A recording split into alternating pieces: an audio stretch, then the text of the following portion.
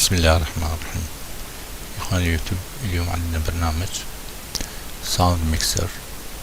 هذا هو البرنامج. دبل كليك يطلع البرنامج. البرنامج يتكون من مصدرين للصوت. المصدر الأولى الموسيقى أو أي شريط كلامي، والثاني إيفكت.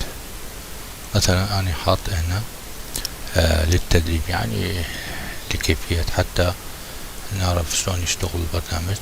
أول مرة بالنسبة لي خلينا نقول هذا الصوت مع الموسيقى، نقدر نزيد أو نقلل من الصوت، أو هذا يندمج ويا هذا الصوت. مثلا إذا هذا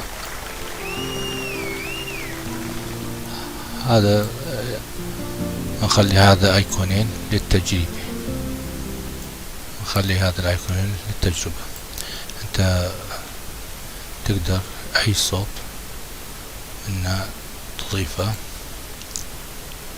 مثلا اي صوت. خلينا نقول هذا الاغنية منا رأسا يشتغلها.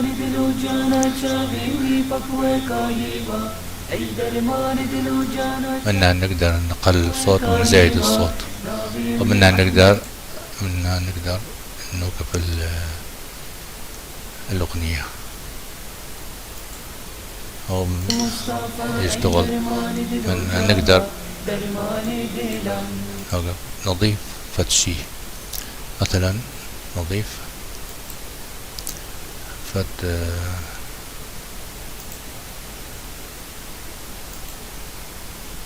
هاي التأثيرات. مثلا خلينا نشوف، خليه يشتغل.